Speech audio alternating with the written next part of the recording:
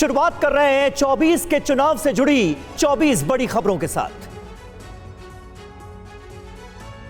दिल्ली कांग्रेस के 35 बड़े नेताओं के साथ राहुल गांधी और मल्लिकार्जुन खड़गे की बैठक। दिल्ली में सभी 7 सीटों पर चुनाव लड़ने की तैयारी में कांग्रेस। दिल्ली कांग्रेस के नेता आप से गठबंधन के खिलाफ। थोड़ी देर में बीजेपी केंद्रीय चुनाव समिति की बैठक होने जा रही है। 5 राज्यों में विधानसभा चुनाव की तैयारियों पर मंथन होगा। कमजोर सीटों के लिए बनेगी रणनीति।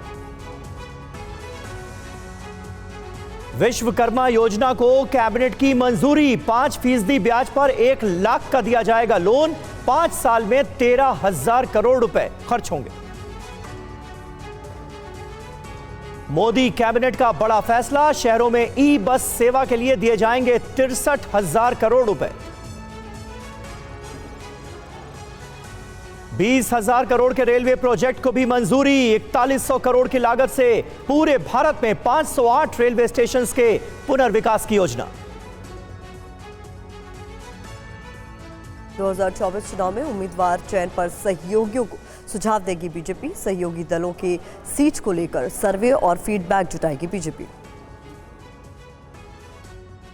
शरद पवार और अजीत पवार के बीच सीक्रेट मीटिंग पर सुप्रिया सोले का बयान। कहा, किसी तरीके के ऑफर की बात सही नहीं। कांग्रेस के अशोक चौहान बोले, मुलाकात से जनता कंफ्यूज। शरद पवार ने कहा, बीजेपी ने कई राज्यों की सरकारों को गिराया। बीजेपी पर लोगों को बांटने का लगाया आरोप। कल बीड में शरद पवार की बड़ी रैली। लोकसभा चुनाव की तैयारी में जुटे उद्धव ठाकरे। 19 अगस्त तक राज्य के 48 लोकसभा सीटों के लिए कार्यकर्ताओं के साथ मंथन। अटल समाधि स्थल पहुंचे एनडीए के बड़े नेता। अपना दल की अनुप्रिया पटेल, शिवसेना शिंदे गुट के राहुल शेवाले ने भी अटल जी को किया नमन। एनसीपी अजीत गुट के प्रफुल्ल पटेल ने दी श्रद्धांजलि। बिहार के सीएम नीतीश कुमार दिल्ली में पूर्व पीएम अटल बिहारी वाजपेयी की समाधि पर पहुंचे। नीतीश ने सदैव अटल पहुंचकर पूर्व पीएम को श्रद्धांजलि अर्पित की। बजरंग दल पर दिग्विजय सिंह का बड़ा बयान। सरकार आई तो बजरंग दल पर नहीं लगेगा बैन। बजरंग दल में कुछ अच्छे लोग भी हो सकते हैं।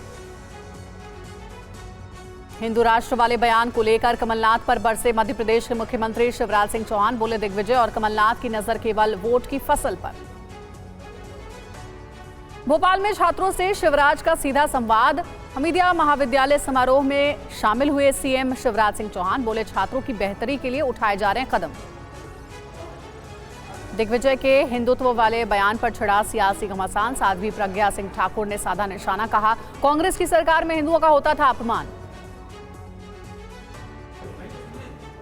लखनऊ में फॉरेंसिक विज्ञान संस्थान के छात्रों से सीएम योगी का संवाद। का टेक्नोलॉजी के लिहाज से अगर हम खुद को तैयार नहीं करेंगे तो पिछड़ जाएंगे। यूपी में निषाद पार्टी का 8वां स्थापना दिवस। आज गोरखपुर में कई बड़े नेता हुए शामिल। ओबीसी वोटरों को गोलबंद करने की एनडीए की मुहिम। 2024 चुनाव की तैयारी में जुटे अखिलेश यादव। बांदा में 2 दिनों का कैंप। जातिगत जनगणना को लेकर रणनीति पर मंथन। जन जागरूकता अभियान के दूसरे चरण की करेंगे शुरुआत। कश्मीरी पंडितों को लेकर महबूबा मुफ्ती का बीजेपी पर निशाना। कहा, 5 साल में कितने पंडित लौटे घाटी। दिल्ली विधानसभा में बीजेपी के रामवीर सिंह बिधूड़ी ने डीटीसी का मुद्दा उठाया। कहा, 3,952 बसों में से 3,500 बस ऑटोमेटेड। केजरीवाल सरकार ने 8 सालों में एक भी सीएनजी बस नहीं खरीदी। राजस्थान के बीजेपी प्रदेश अध्यक्ष का बड़ा बयान। यूनिवर्सिटी चुनाव को बंद कराना चाहती है कांग्रेस। पिछले चुनाव में 10 यूनिवर्सिटी में से 7 में एबीवीपी ने की थी जीत दर्ज। नेहरू मेमोरियल का नाम बदलने पर छिड़ा सियासी घमासान। जयराम के आरोपों पर रविशंकर प्रसाद बोले, जयराम रमेश और पीएम नरेंद्र मोदी की सोच में बुनियादी अंतर। कांग्रेस सांसद गौरव गोगोई ने असम में परिसीमन पर उठाए सवाल। बीजेपी और एआईयूडीएफ के बीच सांठगांठ का आरोप लगाया।